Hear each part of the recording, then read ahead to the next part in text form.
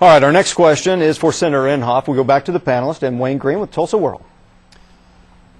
Senator Inhofe, you get the Ronald Reagan question tonight.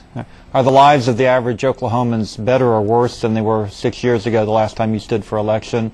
And how much of that is the responsibility of Jim Inhofe, and how much is the responsibility of George A lot Bush? of this, Wayne, is Oklahoma. Oklahoma is doing a lot better than other states are doing.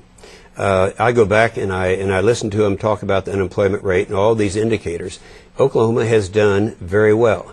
And so whether or not it's better than it was 6 years ago, if you'd asked me that question about 6 months ago, I'd say yes. But now we're in this slump, and this is a problem that we have to deal with. So it depends on when you ask the question. But I do think that Oklahoma has done so much better than other states in terms of default on mortgages, in terms of the economy. And so I think we've done something right in Oklahoma.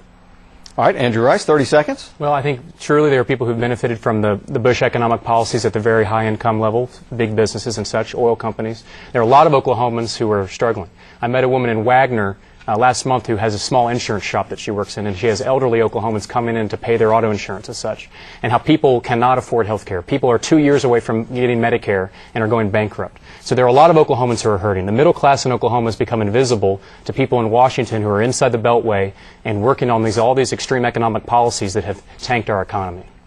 Senator Inhofe, in the last 30 seconds, are there things specifically that you've done to help Oklahomans?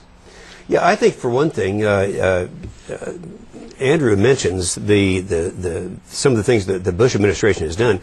Anytime you cut the marginal rates and do these things, things do get better. In fact, I always wait till Ted Kennedy comes on the floor, and I said, we had a great president one time, his name was John Kennedy, and he said, we've got to raise more revenues to pay for all this stuff that we have in the Great Society. He said the best way to raise revenues is to reduce marginal rates, and it worked. It worked again in the 80s. In 1980, it was $244 billion from all the tax rates. 1990, it was $466 billion. That was during a decade of the greatest tax cuts. They worked.